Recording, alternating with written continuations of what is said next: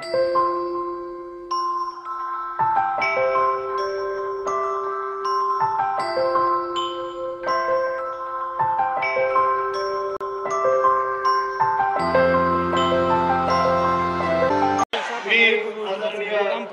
नायक बाळासाहेब आंबेडकर यांना विनंती करतो की त्यांनी आम्हाला संबोधित करावं। काही सहकारी असणारे मारुतराव पिसाळ, त्याच्याच बरोबर ज्यांनी आपल्या समोर या ठिकाणी मनोगत व्यक्त केले असे असणारे लक्ष्मणजी माने, अण्णाराव पाटीलजी, त्याच्याच बरोबर या ठिकाणी ज्यांची यात्रा निघालेली आहे, वंचित बहुजन आघाडीची असणारी एक यात्रा निघालेली आणि त्याचा असणारे प्रमुख जे आहेत दादाराव पंडित, MIMचे असणारे ॲडव्होकेट इम्तियाज खान, त्याच्याच बरोबर लाल सेनेचे असणारे डॉक्टर गणपत भिसे, मातंग युवा नेते या ठिकाणी अशोक पालखे, राजेश क्षीरसागर, नाभिक समाजाचे असणारे या ठिकाणी प्राध्यापक गोविंद दळवी, त्याच्याच बरोबर या ठिकाणी जिल्ह्याचे असणाऱ्या वंदनाताई जोंधळे, ॲडव्होकेट श्रीमान जोंधळे, उपस्थित सर्व बंधूंनो, भगिनींनो, बालमित्रांनो, बोलण्या अगोदर मराठवाड्यातल्या असणाऱ्या दोन महत्त्वाच्या जागा आहेत, हिंगोली आणि परभणी।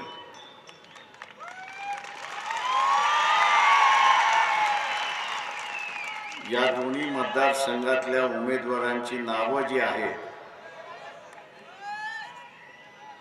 ही 23 तारखेला जाहीर केल्या जाते। उरलेल्या लोकसभा मतदारसंघातील असणारी नावं मी आपल्या समोर या ठिकाणी वाचतोय। औरंगाबादला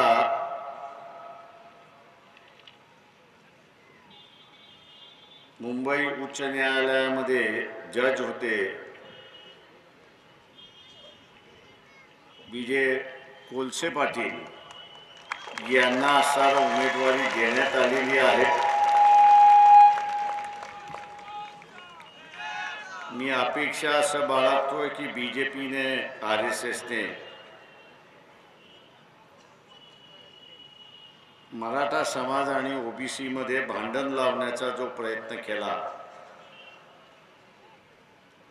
त्यामध्ये आमच्या बरोबर असणारे एक महत्त्वाची भूमिका निभावणारे असणारे कोलसे पाटील आहेत।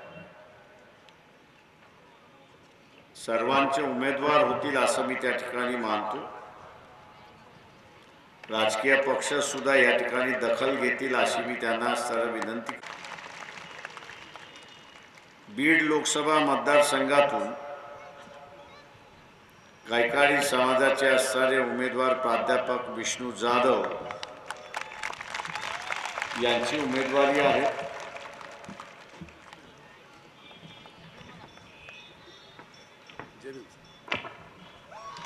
विष्णू जाधव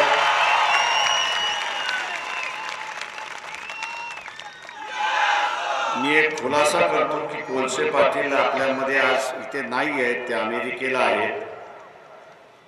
याच दंगलीच्या संदर्भातली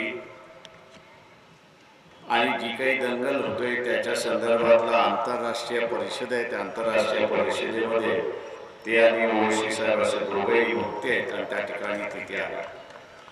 नांदेडचे उमेदवार मी अगोदरच घोषित केले होते, प्राध्यापक यशपाल भिंगे। उस्मानाबादचे असणारे उमेदवार अर्जुन सलगर, मला भाई तुम्ही भेटला नाही,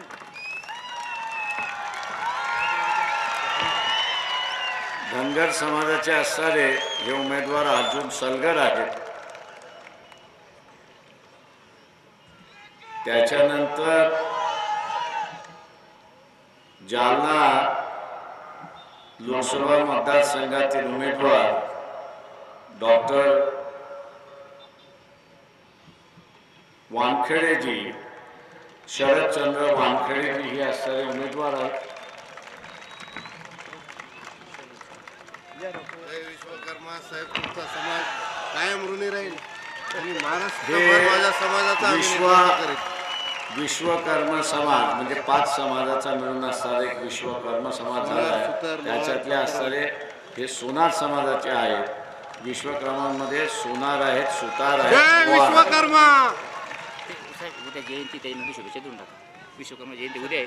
योगायोग तुम्ही आमचा कॅन्डिडेट दिला, शुभेच्छा देऊन टाका. उद्या विश्वकर्मा जयंती. विश्वकर्माची उद्या असणारी जयंती आहे. त्याच्यामुळे मी या सगळ्या समूहांना असणारा जयंतीच्या निमित्ताने शुभेच्छा देऊन आपल्याशी संवाद साधायला या ठिकाणी सुरुवात करतो. मित्रो, लोकशाहीच्या माध्यमातून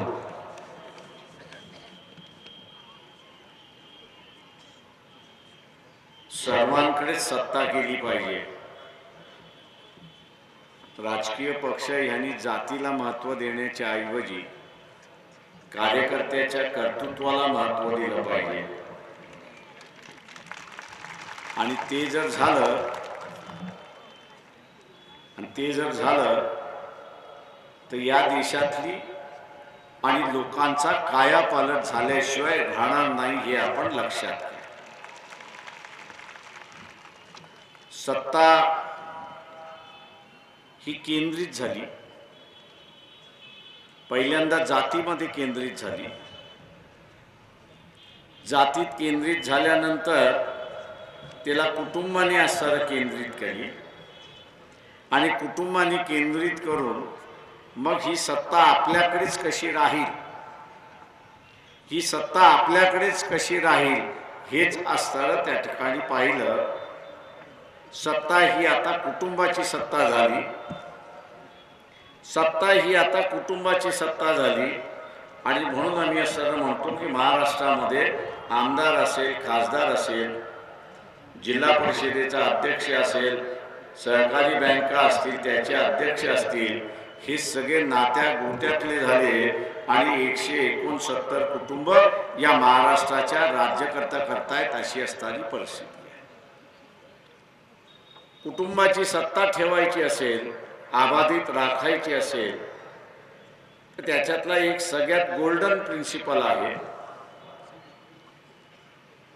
सर्वात महत्वाचा सिद्धांत आहे आणि तो म्हणजे लोक गरीब राहिले पाहिजेत, दर दिवशी विवेचनात राहिले पाहिजेत, त्यांना विचार करण्याची संधी मिळता कामा नये आणि तो जोपर्यंत विवेचनेत राहील, जोपर्यंत तो त्याच्या कामामध्ये आणि विचार करायला वेळ मिळणार नाही तर तो सत्ता कोणाची आहे हे तो पाहणार नाही. आणि 70 वर्षामध्ये या देशामधली लोकशाही कुटुंबशाही कधी झाली याचंच आपल्याला भान राहिलेलं. म्हणजे सत्तेचं कुटुंब, लोकशाहीची सत्ता राहण्यापेक्षा लोकशाहीमध्ये कुटुंबशाही आली आणि कुटुंबशाहीची सत्ता झाली. ती कधी झाली याचंही आपल्याला भान राहिलेलं नाही. माझ्या इथल्या सगळ्या मतदारांना आव्हान आहे, मी इथल्या सगळ्या मतदारांना आव्हान करतोय की कालची घटना ही महत्वाची आहे. अमेरिकेत एकच घटना घडली, अख्ख्या जगातला मुस्लिम त्याच्या विरोधात असतानाही एक घटना घडली.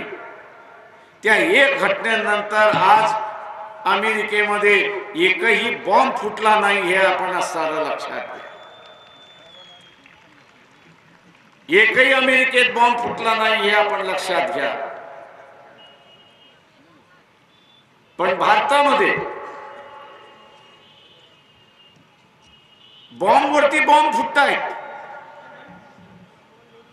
ते काँग्रेसचा असेल किंवा बीजेपी सेनेचा असेल हा बॉम्ब फोडण्याचा सिलसिला थांबलेलाच नाही अशी असणारी परिस्थिती. काही स्वकीयांनी फोडले, काही परकीयांनी फोडले. काही स्वकीयांनी फोडले, काही परकीयांनी फोडले. नांदेड जवळ आहे. 2 घरामध्ये असणारा बॉम्ब मटेरियल भरताना फुटलं. हे कोण होते?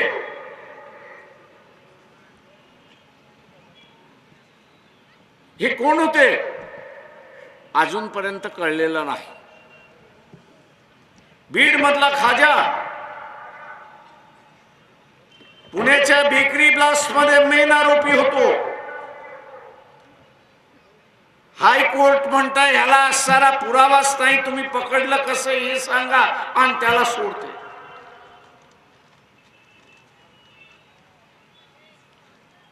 चाललंय. इथल्या राज्यकर्त्याला माझं असणारं आव्हान आहे, तुमची काही गुपित असतील की तुम्हाला असं वाटतंय की माझं चारित्र्य हनन होऊ नये, बाहेर पडली तर मी इथल्या राजकर्त्यांना आश्वासन देतो की तुमची गुपित तुम्ही बाहेर टाकली आणि लोकांपर्यंत स्पष्ट मांडली तर मी तुमच्या बाजूने उभा राहीन. काय ह्याच्या बाबतीत असणाऱ्या लोकांनी निर्णय घेऊ. यांच्या गुपितामुळे हे ब्लॅकमेल तो होत नाही.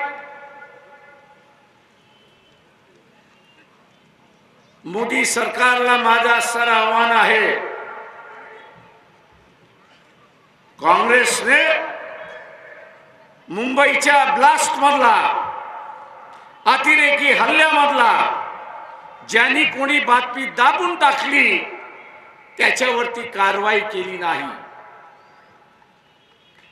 ज्यांनी कोणी बातमी दिली त्याच्यावरती काँग्रेसने कारवाई केली नाही. काँग्रेसचा कित्ता बीजेपीने आणि RSSने गिरवू नये हे माझं त्यांना सराव. आज अनेक जण असं म्हणतायत की हमला होणार, या दिवशी होणार. पूर्व माहिती असताना सुद्धा ही माहिती दाबल्या गेली का? ही माहिती योग्य माणसाला गेली की नाही गेली? आणि कोणी दिली नाही त्याचं नाव समाजापुढे आणणार आहात का हे पहिल्यांदा असणारं स्पष्ट. जशी मुंबईच्या हल्ल्यामधल्या ज्यांनी बातमी दाबली त्याच्यावरती कारवाई काँग्रेसने केली नाही. काँग्रेसने कारवाई केली नाही. त्याच पद्धतीने इथे सुद्धा कारवाई होईल. फार कमी जणांना माहित असेल, इंदिरा गांधी पंतप्रधान असणाऱ्या एक मकबूल हक नावाच्या असणाऱ्या माणसाला, काश्मीर मधल्या माणसाला फाशी देण्यात आली होती ज्या दिवशी ब्लास्ट झाला त्या दिवशी. वाणी नावाचा असणारा जो काही टेररिस्ट होता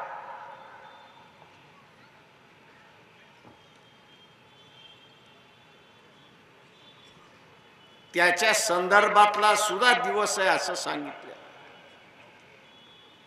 काहीतरी घडणार आहे, ती घडलं. एवढी माहिती असूनही जीव धोक्यात घालून पोलीस खात्यातला गुप्त विभाग हे माहिती शोधून काढतात, जीव धोक्यात घालतात, माहिती काढतात, सरकारकडे देतात, उद्या काही घडू नये म्हणून.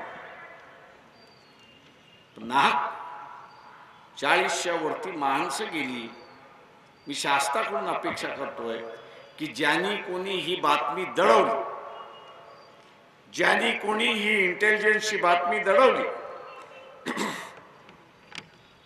योग्य माणसापर्यंत पोहोचवली नाही, त्या माणसाला शिक्षा झाली पाहिजे ही मागणी ही सभा या ठिकाणी करत आहे. आणि देशभक्त RSS वाले, आम्ही देशभक्त नाही होत का? RSS वाले देशभक्त आहे. तेव्हा देशभक्त RSS वाल्यांकडून अपेक्षा बाळगतो ते तरी ज्यांनी ही बातमी दाबली आणि योग्य माणसापर्यंत पोहोचवली नाही त्याचं नाव देतील आणि त्याला सजा करतील अशी अपेक्षा आम्ही या ठिकाणी बाळगतो. नाही, पंजाब घडलं, उरी घडलं आणि आता फुलगाम घडलं.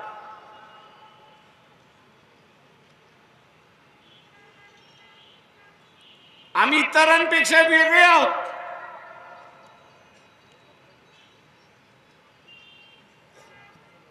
असं मिरवण टेंबा मारणार आहे. तुम्ही काँग्रेसपेक्षा वेगळं काय हे तर पहिल्यांदा दाखवा. कंगाल झालेला पाकिस्तान, भिका मागणारा पाकिस्तान, याला जर तुम्ही काबू करू शकत नाही, याच्यावरती हावी होऊ शकत नाही, तर कसलं तुमचं राजकारण?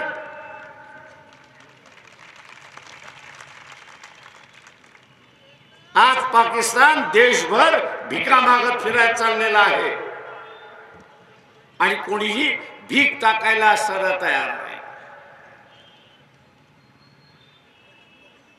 असं कंगाल झालेलं राष्ट्र, ताकदहीन झालेलं राष्ट्र जर इथल्या सरकारला काबू करता येत नसेल, या सरकारने ताबडतोब राजीनामा द्यावा आणि नवीन सरकार येऊ द्यावं अशी असणारी परिस्थिती. मोदींनी हा खुलासा करावा की कंगाल झालेल्या पाकिस्तानला तुम्ही शरणागती का जाता हे पहिल्यांदा सांगा.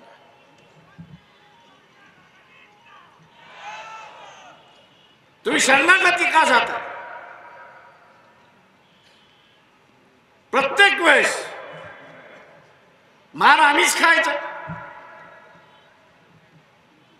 आणि मग हे RSS वाल्यांचं होणार इस पार आर पार होणार. अरे आर पार करायला जिगर लागतो हे पहिल्यांदा लक्षात.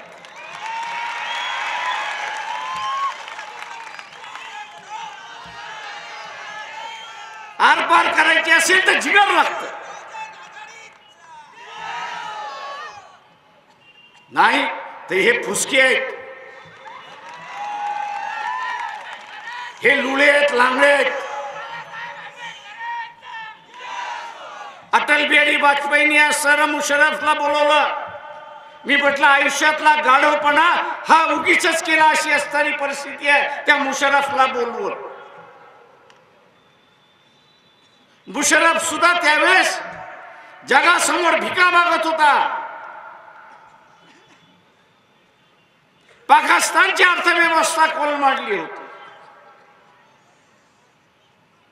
मुशर्रफला त्यावेळेस बोलवलं नसतं तर जगाने पाकिस्तानला व्यसन घातला असता आणि भारतामध्ये बॉम्बलास्ट झाला नसता. आजही युद्धाची भाषा चालली आहे. जे काही करायचं असेल ते करा, पण लवकर करा. पुन्हा ब्लास्ट होणार नाही, पुन्हा जवान मरणार नाही हे पहिल्यांदा बघा.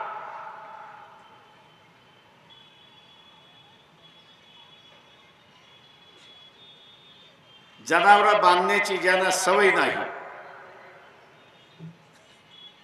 जनावरांना काबू करण्याची ज्यांना सवय नाही, त्यांना असणारा बेलगाम घोडा काबू कसा करावा हाच त्यांना कळत नाही अशी असणारी परिस्थिती आहे. निश्चितपणे पाकिस्तान हे असणारा बेलगाम घोडा आहे, बरोबर आहे, पण आज त्याची सगळी हत्यारं संपलेली आहेत. आज त्याची सगळी हत्यारं संपलेली आहेत.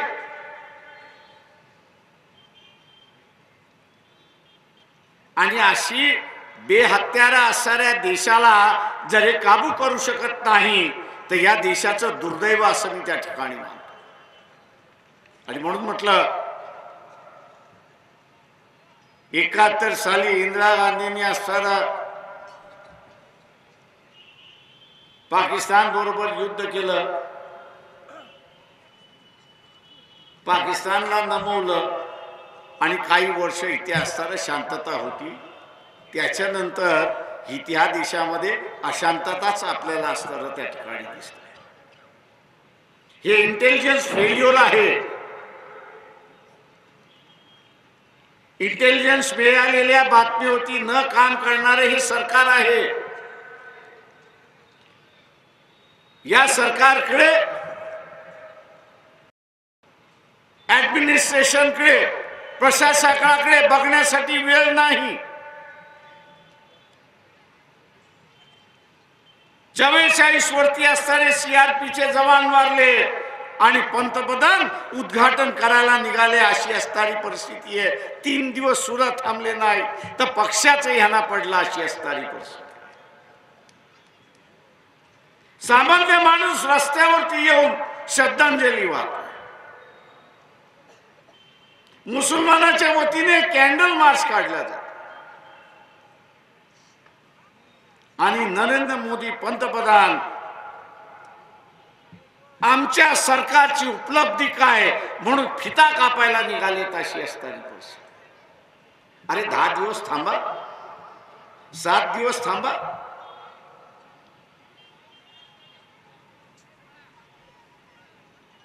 ज्यांचे जवान गेले त्या कुटुंबाला काय वाटत असेल? आज निर्णय काढण्याची असणारी. हा सीआरपीचा जवान हा काय मिलिटरीतला जवान नाही. त्याला मिलिटरीच्या भाषेमध्ये म्हटलं तर अर्ध जवान त्याला म्हणतात. सेमी आर्मी फोर्स म्हणून त्याला असताना म्हणतात. या सेमी आर्मी फोर्सला जी सुरक्षिता रेग्युलर आर्मीच्या जवानाला मिळते ती नाही. मी ह्यांना शहीदही म्हणणार नाही.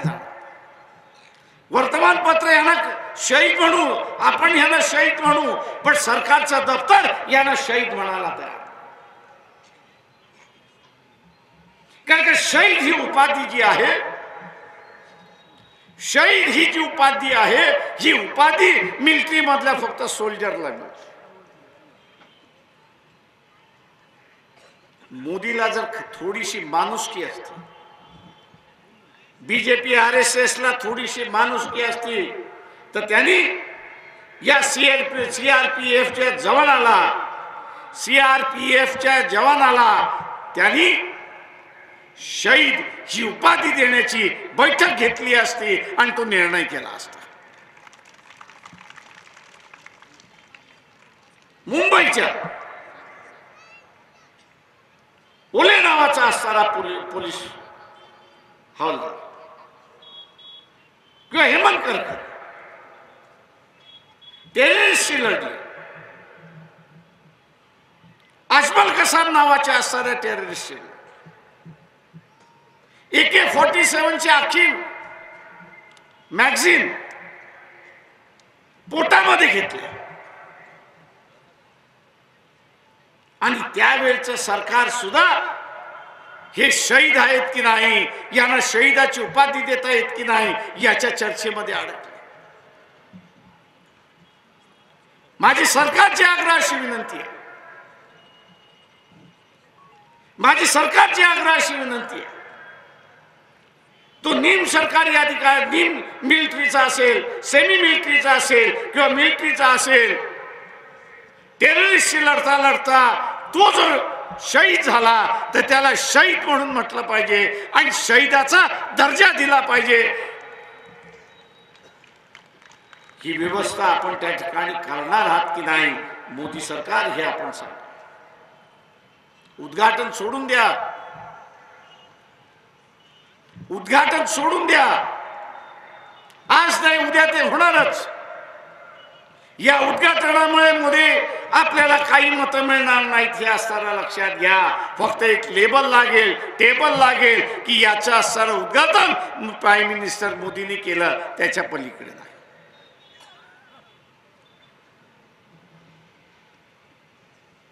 देश शोकाकुल आहे आणि पंतप्रधान इलेक्शनच्या तयारीच्या निमित्ताने उद्घाटन करत फिरलेत अशी असताना काय शोकांत,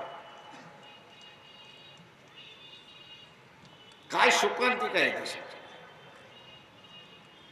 म्हणजे माणसं ही किड्या मुंग्या आहेत.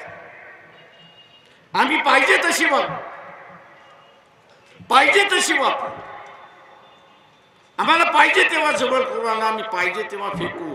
ही जी वृत्ती आहे, ही वृत्ती आपण कुठेतरी गाडली पाहिजे हे लक्षात घ्या. जी रेस आम्ही सुरुवात करतो, आजपर्यंत कैकाडी समाजाचा उमेदवार लोकसभेमध्ये उमेदवारीच्या यादीमध्ये नव्हता असं मला वाटतं.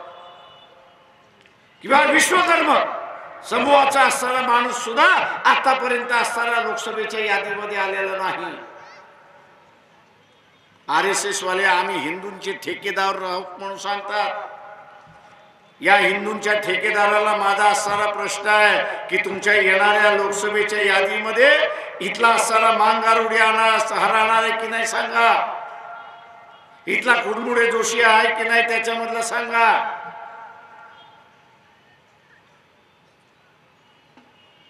की जातीच्या बाहेर तुम्ही जाणार नाहीत का हे आम्हाला असणारा सांगा. ज्या गोष्टीचा बाबासाहेबांनी आग्रह धरला होता की या देशाला सार्वभौम सत्ताधारी करायचं असेल, विकसित करायचं असेल तर कुठल्याही राजकीय पक्षाचा आधार जात आणि धर्म होता कामा नये. काँग्रेस राष्ट्रवादी स्वतःला सेक्युलरचे ठेकेदार म्हणतात आहेत. राहुल गांधी आम्ही आपल्याला असणारा विचारतो की सांगलीच्या काँग्रेस पक्षाच्या ऑफिसमध्ये शहीदांना आदरांजली वाहत असताना तिथे संभाजी भिडे घेतो कसा हे पहिल्यांदा असताना खुलासा करा. तुम्हाला याची कल्पना नसेल याची मला माहिती आहे. पण ज्या कोणी सांगलीतल्या काँग्रेसवाल्यांनी संभाजी भिडेला बोलवलंय त्याला पक्षातून काढणार आहात का? तुम्ही काढलं तर सेक्युलर, काढलं नाही तर जन्मदारी आहात हेच आम्ही असणारा आरोप आपल्यावरती करणार. एक जातीचा आधार आणि दुसरा धर्माचा आधार. सगळ्या हिंदूंनी एकत्र या. कशाला एकत्र या बाबा? ही सत्ता बदलायला, हे संविधान बदलायला. आणि संविधान बदलून काय तर आम्ही पुन्हा मनुवाद या ठिकाणी आणणार. आम्ही पुन्हा मनुवाद या ठिकाणी आणणार आहोत. आम्ही शिक्षण हे मर्यादित करणार आहोत. आम्ही विकास हा मर्यादित करणार आहोत. लोकांना गरीब आम्ही ठेवणार आहोत. लोकांना मताचा अधिकार आम्ही ठेवणार नाहीत. इथल्या सत्तेमध्ये त्याला जागा राहणार नाहीत. हीच व्यवस्था आम्ही त्या ठिकाणी.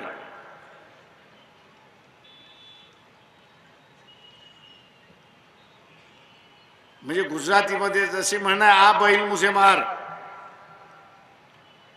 तसे इथल्या असणाऱ्या ओबीसीला सांगतो, लहान ओबीसीला सांगतो, इथल्या हिंदुत्ववादी संघटना असता सांगतो, कैदी व्हायचं असेल तर RSS ला मतदान द्या, कैदी व्हायचं नसेल तर वंचित बहुजन आघाडीच्या बाजूने उभे राहा.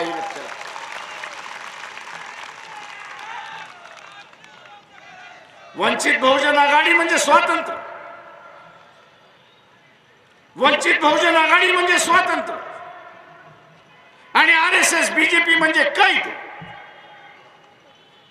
आता कैदी म्हणून जगायचं असेल तर RSS BJP ला खुशाल मतदान द्या आणि स्वातंत्र्य म्हणून जगायचं असेल, खुल्या आकाशामध्ये जगायचं असेल तर वंचित बहुजन आघाडीला आपण मतदान करा, हे आव्हान मी आपल्या सगळ्यांना.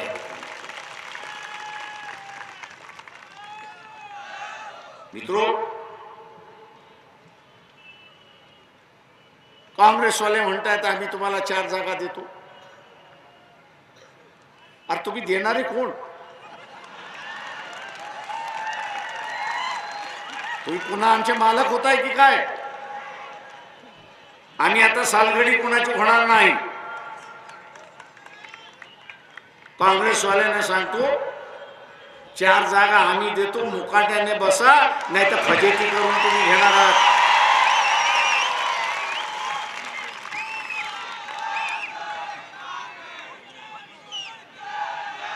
मुकाट्याने आम्ही 4 जागा घेतो त्या घ्या, नाही तर फजेती करून घ्याल, एवढं लक्षात घ्या.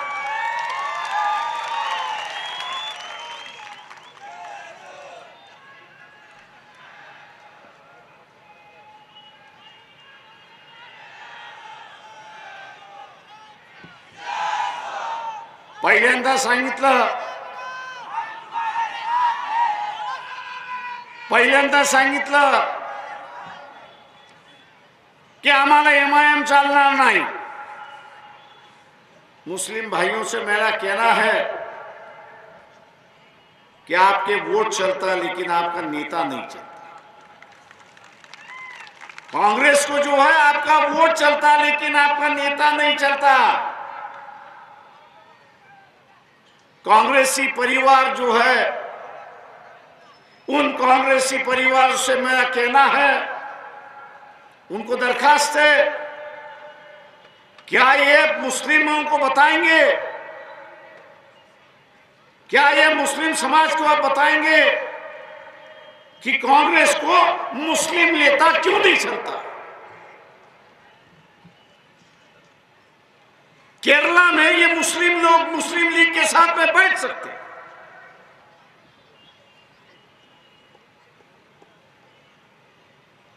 50 की पहली मुस्लिम लीग अलग थी, ये मैं भी कह रहा हूं. 50 के पहले मुस्लिम लीग थी जिससे पाकिस्तान बना, लेकिन यहां की अभी की जो मुस्लिम लीग है वो इंडियन मुस्लिम लीग है.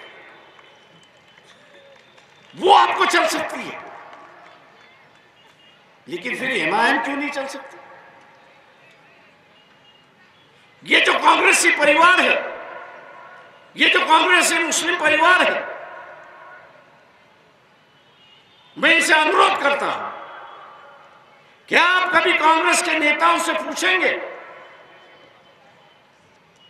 कि भाई केरला में आपको मुस्लिम लीग चलती है, फिर ये हैदराबाद की MIM क्यों नहीं चलती? केरला में इंडियन मुस्लिम लीग चलती है लेकिन MIM क्यों नहीं? ओवैसी साहब ने खुद ही कहा कि भाई अगर मेरी अड़चन है तो मैं निकल जा रहा हूं,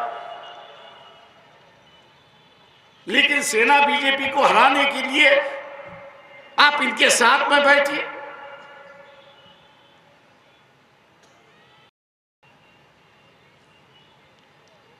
ये जो मुस्लिम कांग्रेसी परिवार है उनसे मेरा अनुरोध है कि आपने काफी बड़ी हद तक कांग्रेस की वफादारी निभाई.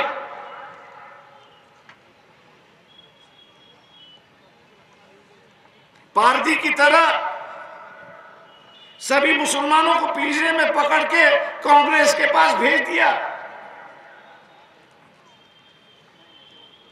लेकिन अब जो नया सिलसिला यहां पे शुरुआत हुआ,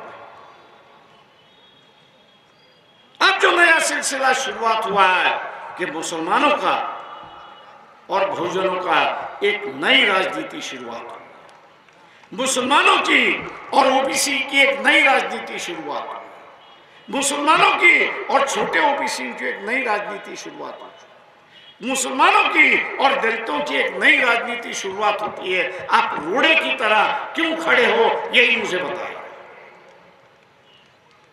इसलिए ये मुस्लिम परिवार से मेरा आग्रह है, कांग्रेसी मुस्लिम परिवार से आग्रह है कि आप भी इस बस पे चढ़ जाइए. आप इस बस पे चढ़ जाइए ये लंबी सफर की बस है, ये लंबा रास्ता तय करने वाली है, और जिस परिवारों की आप हिफाजत कर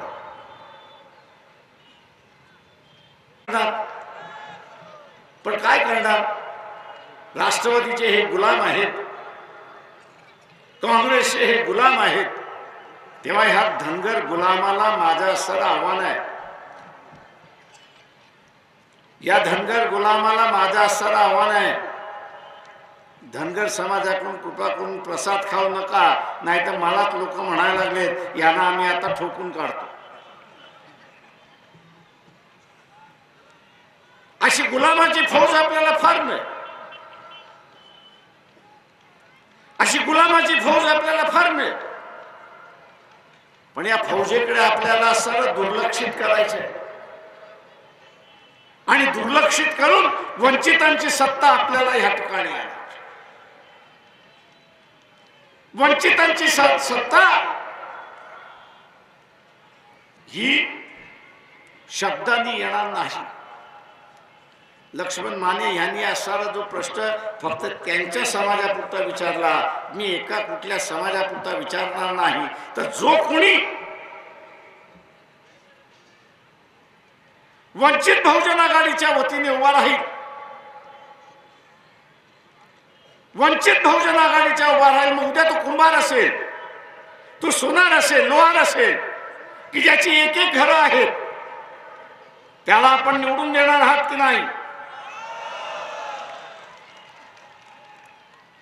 तरच खऱ्या अर्थाने आपण वंचित आहोत हे सर्व लक्षात,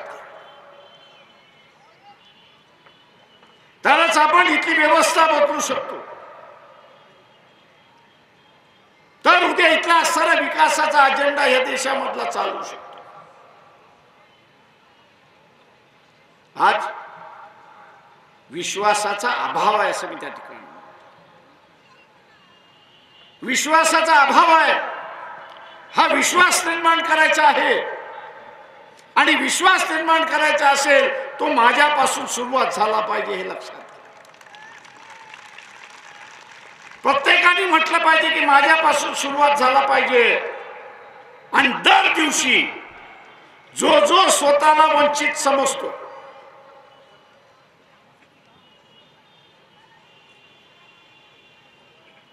दर दिवशी जो जो स्वतःला सकाळी वंचित समजतोय, त्यांनी उठल्या उठल्या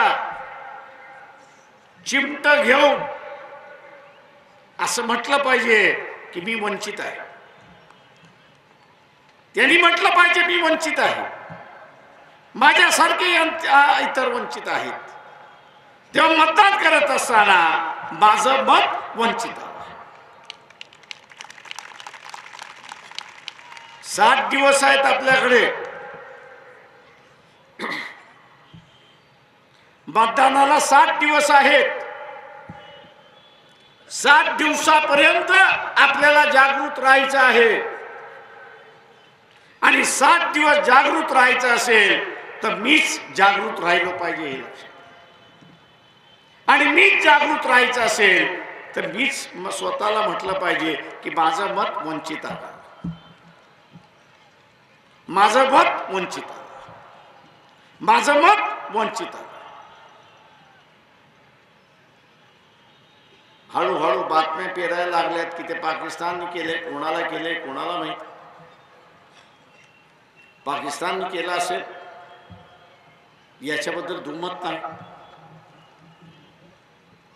त्याच्यामुळे युद्धाची भाषा, देशभक्तीची भाषा. बरं झालं सगळ्या विरोधी पक्षांनी सांगितलं की मोदी तुम्ही काही करा, आम्ही तुमच्या बरोबर आहोत.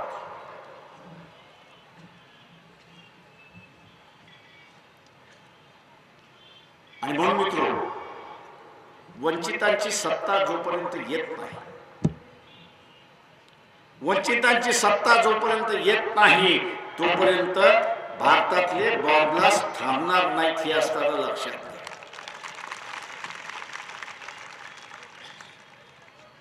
नांदेड मधला मी ब्लास्ट उदाहरण दिलं, कोणाचे होते? RSS वाले होते. ती घरं कोणाची कोणाची होती? RSS वाल्यांची होती.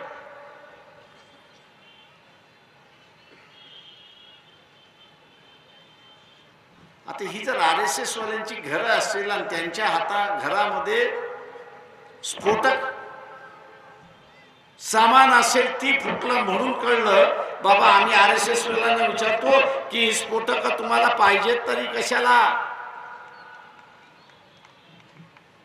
ही स्फोटक तुम्हाला पाहिजे तरी कशाला? या देशाचं पोलीस खातं आहे, या देशाचं इंटेलिजन्स खातं आहे की ज्यांनी माहिती काढून दिली की ब्लास्ट होणार आहे, पण इथल्या राजकीय व्यवस्थेने काम केलं नाही म्हणून ते राहिलं, अशी परिस्थिती आहे.